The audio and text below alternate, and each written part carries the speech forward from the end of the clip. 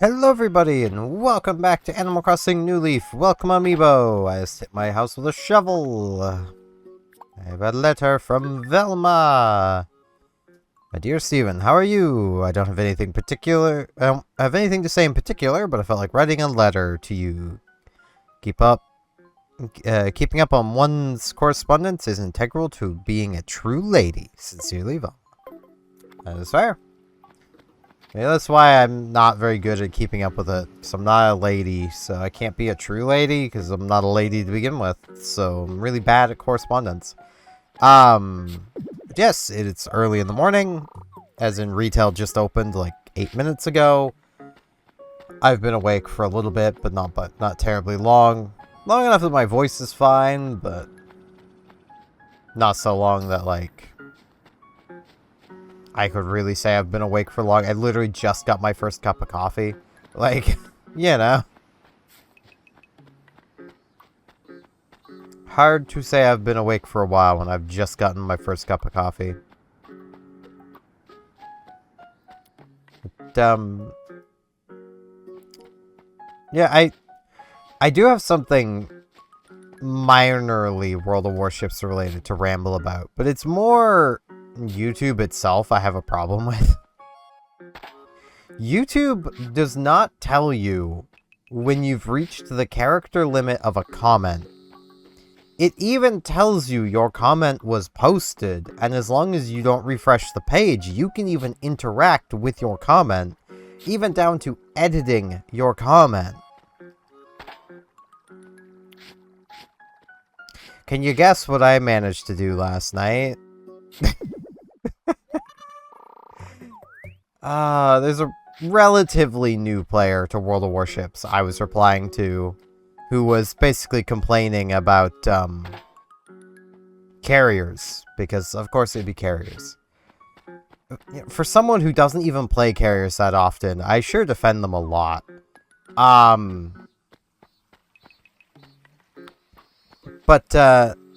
Like, basically, I had wrote out this really long comment answering a bunch of questions this guy had. And because he was asking a lot of different questions all at once, and to paint a real picture of the things he was asking, you need multiple examples per question. I wrote out a long-ass comment that took probably well over an hour to write. Easily. Because there was a lot of information I had to go and double check to make sure I wasn't giving him the wrong information. And, you know, there was so much to it. Digging up old, like, patch notes for World of Warships is not easy. And, like, I went through all that, posted my comment, got up this morning and was like, I wonder if, you know, this person's replied to me at all. You know, because I basically did leave it open of like, hey, if I missed anything that you were asking, let me know, and I'll try to address it too. And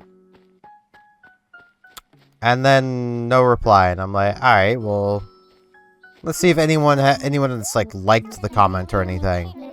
Because I'm like that. So it's time I greet everyone a new way. I'm tired of the same old Peppa Pig. How dare you? No, you're keeping Peppa Pig. Yeah, I am okay with it. Maybe if you worded it a little differently, Carlos, I might consider it, but no. Oh boy, a lost item. Oh, I love lost items in the early morning. This is going to be a real pain to find the owner of. But yeah, I went and checked, and then my comment's just not there. So that was fun. I basically rewrote it, and I'm just kind of hoping I kept within the character limit. I don't even think anyone knows the exact character limit, or at least if they do know, last I was looking. no one was saying what it was. It doesn't really matter. YouTube doesn't tell you how many characters you've written, so, like, knowing how many the total is doesn't exactly help you terribly much, because unless you're literally going about it like a school essay and going to websites to count your characters, like, you know, it doesn't do you much good to know how many you can write, because it doesn't tell you how many you've written.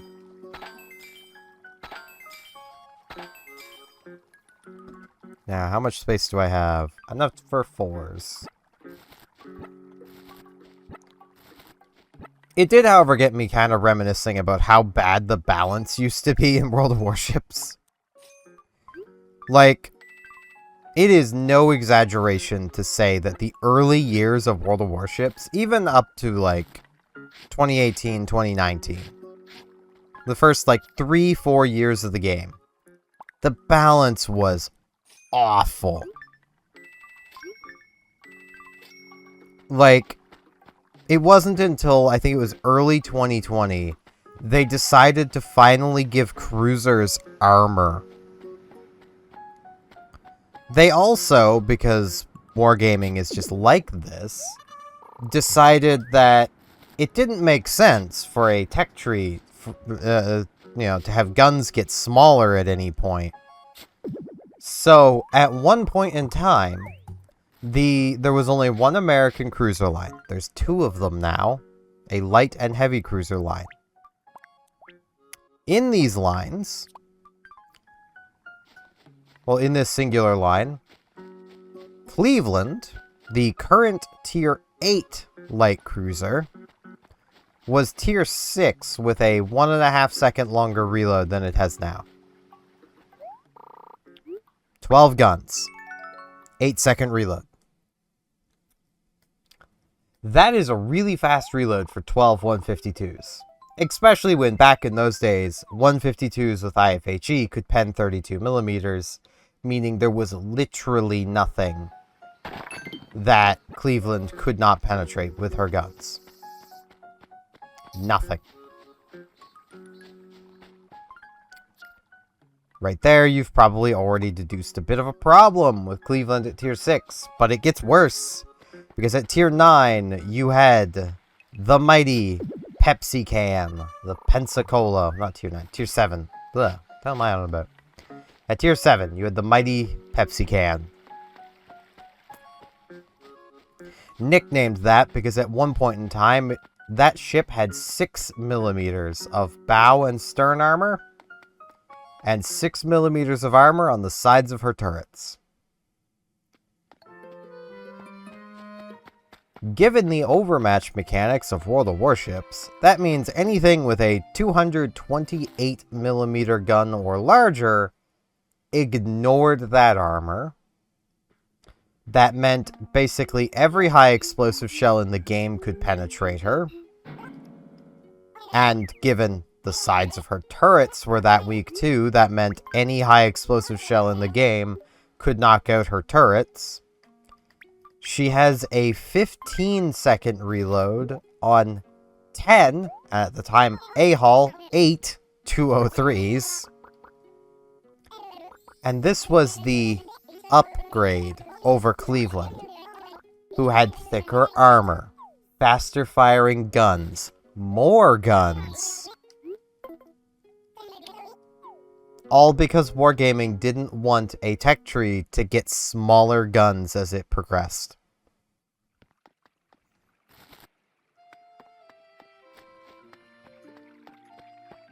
I wish I was joking. Like,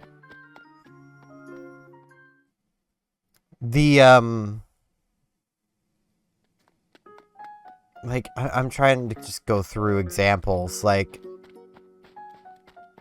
Belfast. Tier 7 Belfast. Oh, hello, Bello.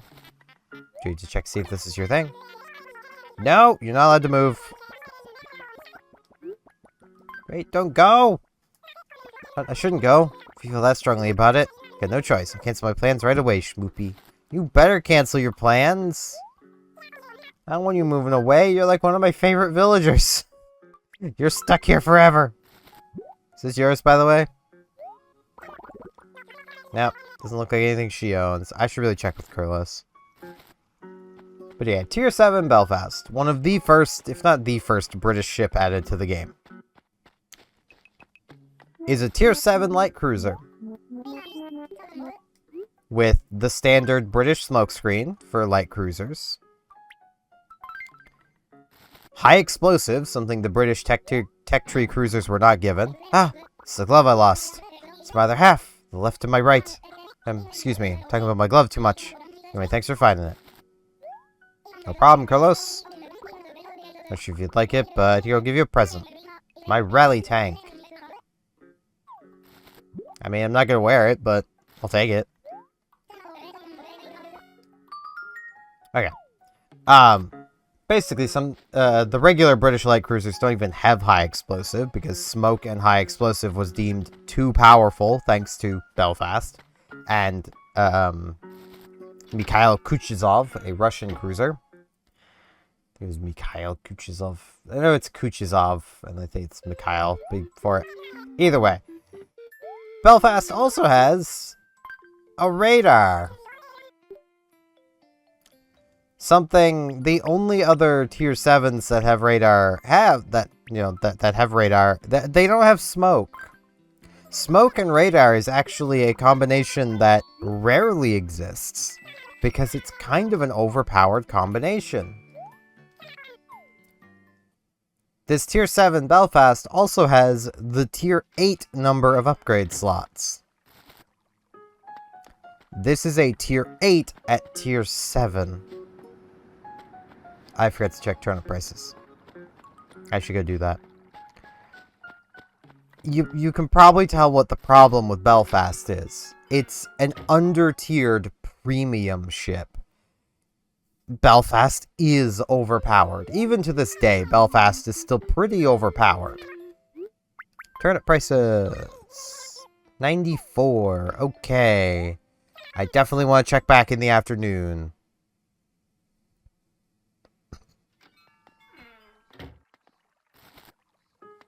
But, like, it's honestly kind of ridiculous just how powerful Tier 7 Belfast is. And that's just an example of what wargaming would just do in the early days of World of Warships. RTS carriers as well, which is the style that carriers were in before their current, what are called action carriers, came to be. Like, they were ludicrously powerful. You know, the 2 squadrons of bombers from a Midway could absolutely annihilate something. They were more than capable of dealing well over 100,000 damage. Basically meaning at the time, they were capable of one-shotting any battleship they attacked. Like, and that's just 2 squadrons of planes that could be attacking you at the exact same time the moment you left the cover of your team. Like,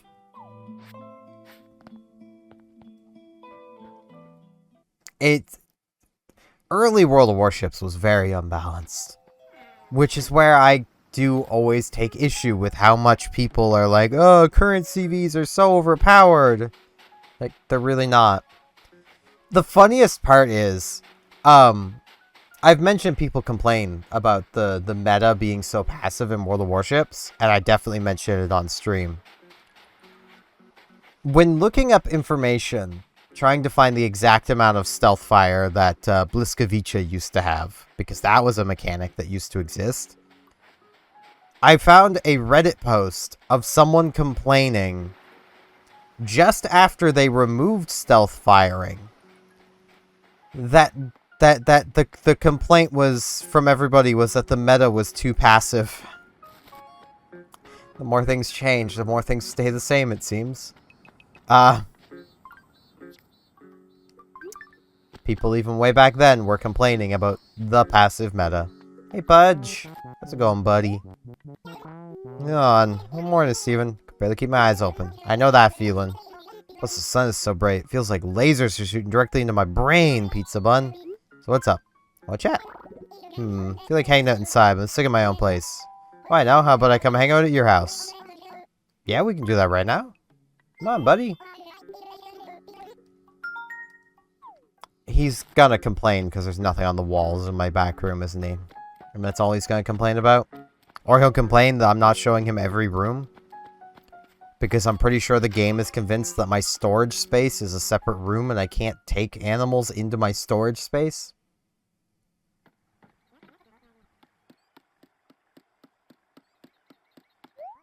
Hey man. Honey, I'm home. Just kidding, Pizza Bun. Yeah, I'm not really into you, Pudge, so... Wow, I'm really in Steven's house. Dreaming about this moment for so long. Pudge. Calm yourself.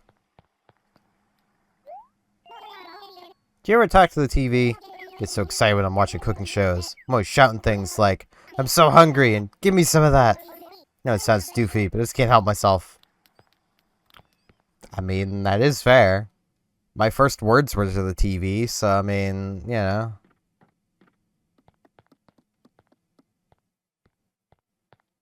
Yeah, can't come in, Pudge?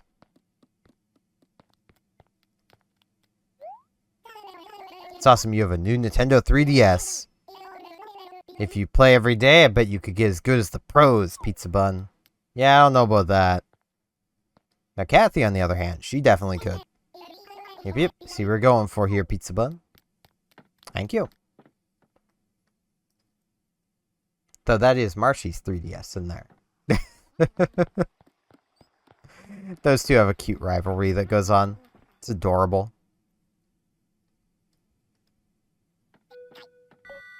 Welcome to the back rooms. Man, look at all this space. Totally play tag in here. I mean, kinda. Gyroids are super fun. They make all sorts of noises and do these little funny dances. Like your mega dinkoid. Makes you think I should go and try and dig one up on my own. I mean, that's fair.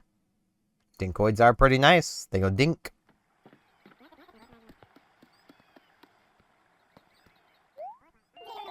So you know you got something growing in here? Not a moldy sandwich, is it? An alloy? You decorate with plants? There were already so many plants outside. Why would you bring one inside? You're a weird one. Pudge, everyone else gave me crap for not having plants. I don't have them there because I want them there. I have them there because everyone else will give me crap if I don't have one there. Welcome to the friend room. Pudge. You're in the next room. It's the friend room. I had a snack a little while ago. I said I wouldn't get mad if you offered me something to eat. Yeah, I'm sorry, I don't have literally anything. I don't keep food.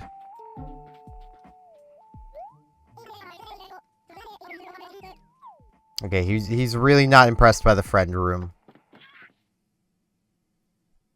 That was well timed. Yeah, I know. Some moldy sandwich. Snake plant. Plants.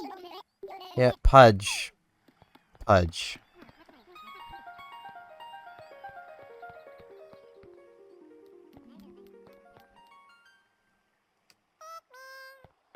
Perfect. Got a big couch here. I bet it's perfect for laying around and eating ice cream. Your couch is so big, I bet you could fit a gigantic ice cream sundae on it. You have a good life, you know that? See, that's what the table's for? You move the lotus lamp, and then you just pull the table a little closer.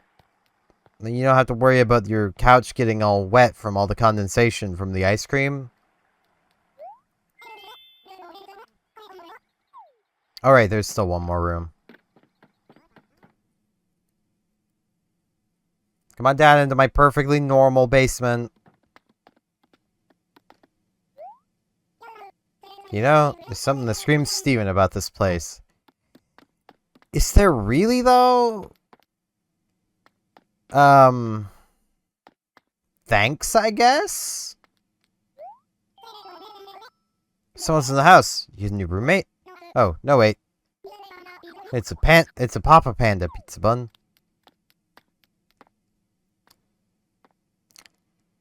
I mean, I thought you'd be talking about my mannequin friends, but I guess not. Don't mind me. If you want to guzzle some carrot juice, just pretend I'm not here. You've kind of trapped yourself now.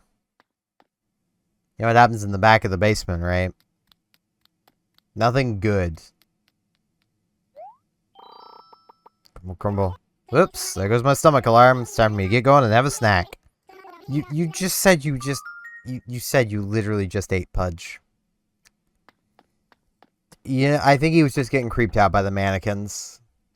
A lot of people do. I don't. I like mannequins. So, but yeah, I'm gonna meet you guys back here later today for more stuff. Get our afternoon turnip prices. Maybe ramble about some more stuff. So, see you guys later today. And I'm back. It's a bit late. Yeah. I ended up falling asleep around like noon. Just woke up not that long ago.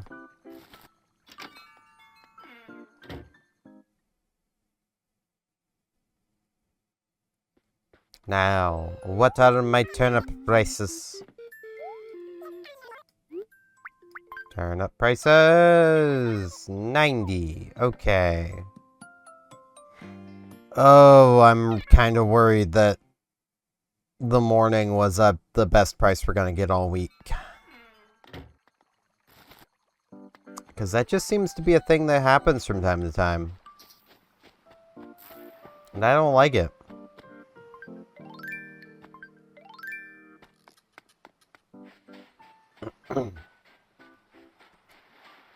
Yeah.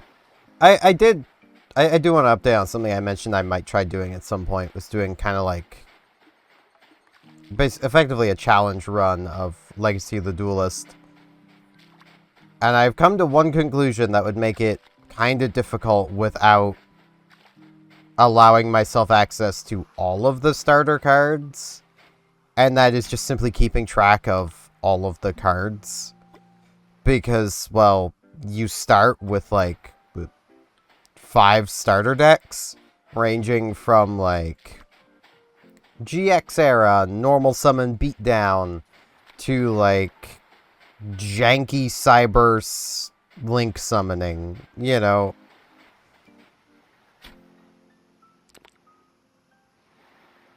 So it would be a little difficult to keep track of everything. Unless I just used everything. In which case, like, I honestly feel like I could build a deck out of those starter cards that could do most of the storylines. So I don't overly know what to do if I were to try doing that. So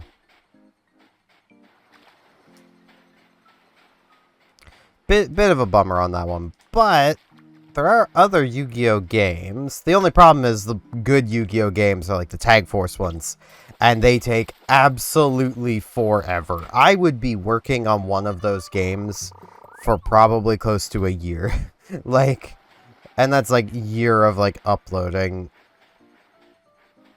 Like, they're long. Now, I suppose I could, like, cut out chaff duels and, like, all that, but then I'd be playing at that game for a very long time and not producing much about it. It's like, the Tag Force games are... They're pretty well suited to streaming, but probably not videos.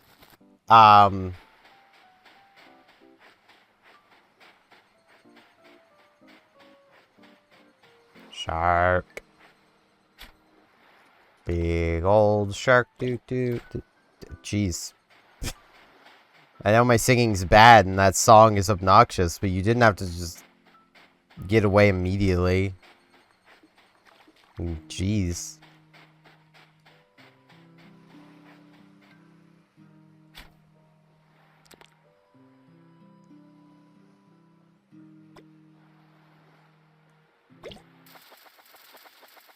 I was also poking around my characters on Star Trek Online earlier,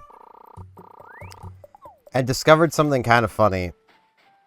I have a Discovery character who's basically fresh out of the tutorial, has done a few missions, but is like level 20, just sitting in my character roster, that I bought the starter pack for on, or at least put it on. I'm pretty sure I got that starter pack for free, but I put it on that character. So it's like, I could clear up the character slot, because like, there is no like Discovery recruit. But they've had a starter pack applied to them, so they have more inventory and bank space than a normal character would have. Which means they're probably my best bet for a Federation character, which is really annoying, given I kinda hate Star Trek Discovery. If you're looking to get into Star Trek, just ignore Discovery. They let us know right on the tin that it was not a very good show by initialing it STD. Like, they kind of let us know immediately. And now any Discovery fans seeing this in the future will be like, how dare you disco? No. No, it's not.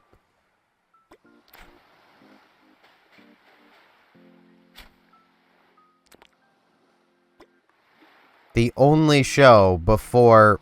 Wow, I'm really bad at catching fish right now. The only show before... Okay, I give up. I'm just gonna grab this coal. Oh, coal. Coral. Brain, work with me here. This Discovery is rotting my brain. The only show before Discovery that anyone even tried to be like, yeah, we should call it by this instead of its initials, was Enterprise. And still a lot of people call that one STE. Because, you know, Star Trek Enterprise.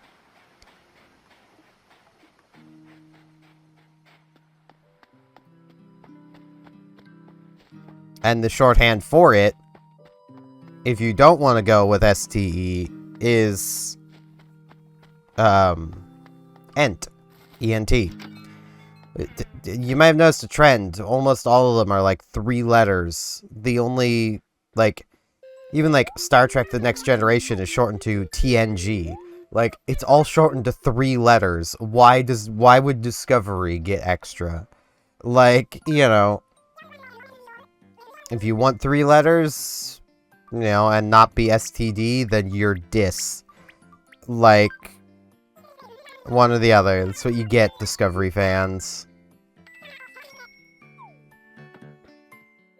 That show is so awful, though. I could sit here and rant for probably tens of hours about how bad and nonsensical that show is. Because, like, Star Trek doesn't have the most, like, yeah, like, its canon is a bit fluid. But at the same time, like, it tries to stay at least semi-consistent with itself. Like, a good example is Star Trek Deep Space Nine and The Next Generation were airing at the same time. So what did The Next Generation do? Well, because Deep Space Nine is doing a story arc about, you know, this big Dominion war going on and the Federation changing and all that. So, you know, the Maquis and the border wars, and The Next Generation transitioned to have storylines like that too. The final seasons of The Next Generation were very much closer to what Deep Space Nine was, because the Federation as a whole were changing.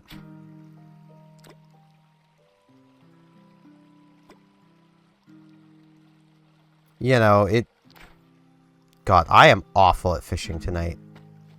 I blame Discovery. I was doing good until I mentioned Discovery.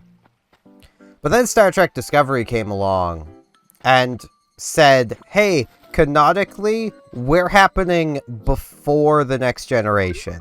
And everyone was like, okay, bit odd, but let's see how this comes out.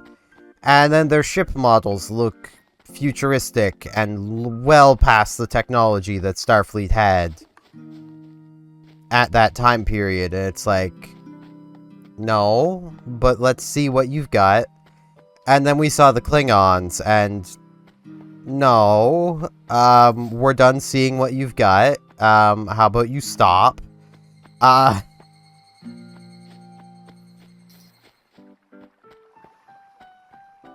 Like, it was already a big leap back in the day for people to accept the TNG Klingons as Klingons. But at least they weren't so far gone from what we had before that you couldn't suspend your disbelief to the, you know, like, you could believe that, yeah, a genetics virus might cause this kind of mutation in a people's, and they still look kind of similar to how they were before. It's just they got ridges on their heads now. Some Star Trek fans refuse to accept the new Klingons.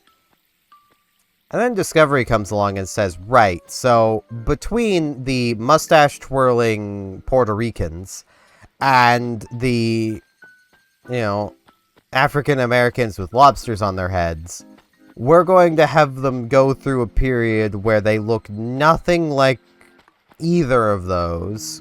Their skin is going to go pitch black, and they're basically going to become just weird monstrosities.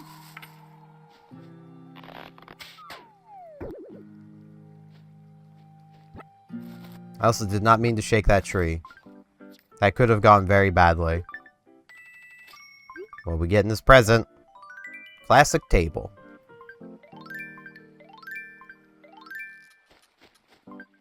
And then on top of that, it's like, so hey, you know how, like, these established lore events that just weren't shown on screen, you know, that they happen, we're gonna do those in Discovery, and we're gonna do them with these new Klingons, and we're gonna give these new Klingons entirely new ship designs that don't mesh with Klingon ship design in the slightest. It's like, what? But why? Like, oh, because we thought this would look cooler. It's like, but that's not a good reason. Like, there are some of the events that happen in Discovery that also Star Trek Online did their own version of. Star Trek Online's makes a lot more sense. Fits the canon better. It's almost as if the developers of Star Trek Online actually like and care about Star Trek. Meanwhile, the creators of Star Trek Discovery are like, screw the rules. We have a female protagonist. It's like, yeah, we've had one of those before. She's called Janeway, or as some of the fans call her, Insane Way, and that's more just down to how her character was at the end of the show. Janeway, by the end of Voyager, she was insane. She just was insane. Which makes sense. Like, it logically makes sense she would go insane with the amount of shit she was through with no proper, you know, psychological help. Because as a brief rundown, the events of Star Trek Voyager is basically the Intrepid-class science vessel Voyager was being sent into the Badlands, an area of space that's... The best way to put it is it's an area of space where Mad Max is in space. Like, there are space storms. It's like a giant space desert. Because reasons, I guess. But basically, they're sent there to investigate Maquis activity, and the Intrepid is just one of the best ships for doing that. They end up encountering the Caretaker, who basically launches them to the complete other side of the galaxy. They are, I think it's 80 years from home. Most of them are never going to see home again, because they will die before they can get home, even at maximum warp. Only their descendants, if they even have any, will make it back home. And the youngest among the crew. And basically, they're constantly hunting for ways of getting home faster. And then they ultimately end up finding one and using it, and it's not fully described, but like they end up getting home, but at the cost of a few people that Janeway really cared about. So this future Janeway goes back in time to convince past Janeway to use a Borg hive matrix to get home, and basically that it'll save these like 14 people, ignoring all of the potential millions to billions that no longer exist because of the, you know, the changes to the timeline that Insane Way is making. But these people really mattered to her, and she had to save them, and it's like, okay. Voyager in of itself was kind of an awkward show, because like, it was the one show beforehand that wasn't completely consistent with what was going on. To the point where, like, you would end an episode with Voyager being damaged in some way that looked pretty irreparable, and then by next episode, they're completely repaired and 100% fine again, and probably having a party. You know, like, the writers didn't exactly know what they were doing. Well, no, they did. The writers did know. And they proved that with the episodes, I think it was multiple episodes, I think it was the end of a season. Year of Hell. Year of Hell was what Voyager should have been the entire time. As that episode, or set of episodes, I forget which it is, goes on, Voyager and the crew are getting progressively more and more beat down, beat up, just mentally drained. They're running out of resources. Food has become a luxury. You know, they are really in a bad way because they're that far from home. They can't get resources. Damage to a vital system that no species in the area has access to even the parts to fix means you're not fixing it. That vital system is just gone now. The ship takes damage to the outer hull. You're not fixing that. You're in space. You would need a shipyard to fix that. Like, photon torpedoes and just, you know, limited munitions in general would eventually run out. You would be left virtually defenseless. Like, and that episode showed that. At the end of that episode, there was basically a time jump back at exactly 1 year that undid all of the damage. But that one episode was pretty cool while it was going on until the very end. And that's what Voyager really should have been. That would have made for a really cool show, not a long show. They wanted a long show. I've just been running around this whole time. I do have a bunch of stuff to sell at retail. I should come do that before I end things off.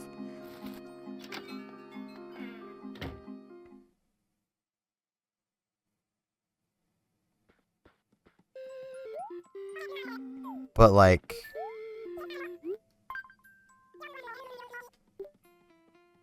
Discovery has nothing that makes it good.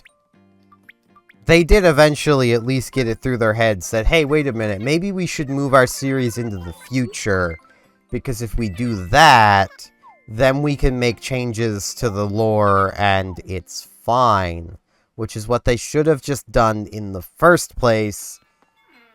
It still would have been utterly stupid to change Klingons around, but at least then their addition of the spore drive wouldn't have made the Federation look like complete and utter morons.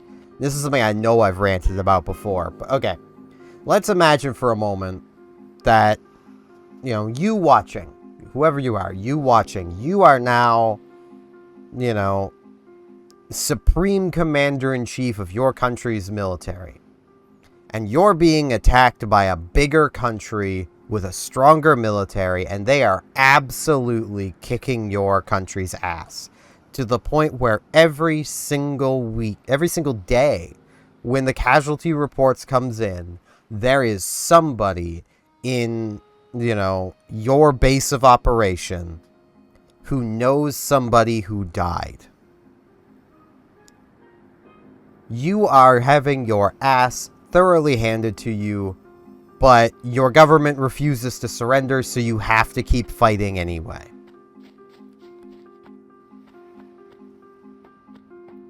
And then, you know, in reserves, you have this experimental technology from hundreds of years ago that's a teleportation device that can take you instantly to basically anywhere you want to go, but every time you use it, you risk having, you know, the air on Earth become untraversable by aircraft. Things can just no longer fly.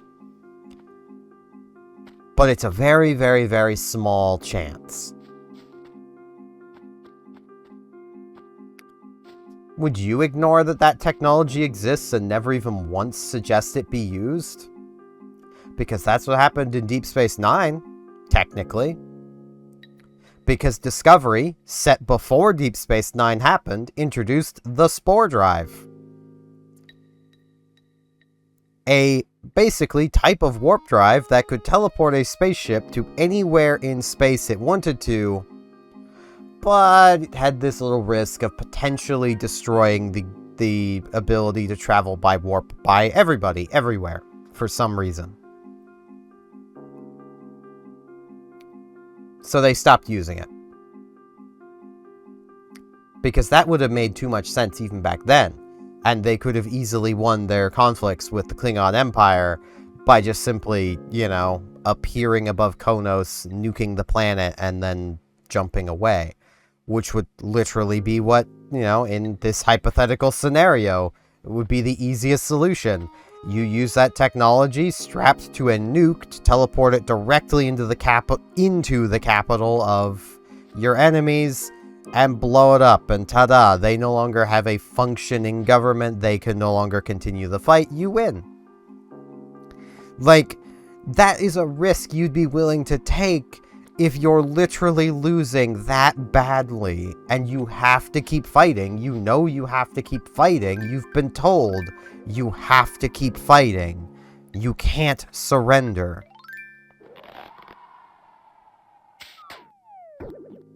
Like, at least it's what I would do. It's a risk I'd be willing to take. If it meant millions to billions of lives were saved. So what if potentially, a very small chance, you can no longer fly a plane? You know, like, and that being the only consequence. I'm not saying like, oh, suddenly birds can't fly or something. No, just like aircraft don't work anymore. Like, that would be the only thing that ceases to work, would be aircraft. Like, it's dumb. It makes the entire Federation, and even the Klingons, because they knew of the Spore Drive, look just stupid. I'm sure the Romulans knew about the Spore Drive too. And the Romulans would have used it without giving a single crap about anybody else, because that's how the Romulans are.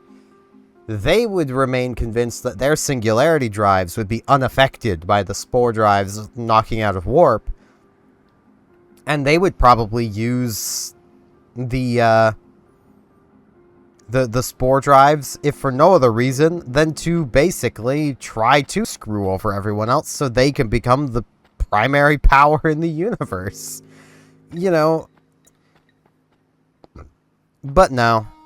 Can't just use it to teleport to the Dominion homeworld and blow it up. Or at the very least, teleport your ships to where you need them to be instantly. The Dominion may have numbers, but if your fleet are always where they need to be, when they need to be there, before the Dominion can get there, you win. Numbers don't matter anymore. But yeah, I'm gonna stop ranting now. Thank you all very much for watching. And hopefully I shall see you back here tomorrow for more Animal Crossing New Leaf Welcome Amiibo.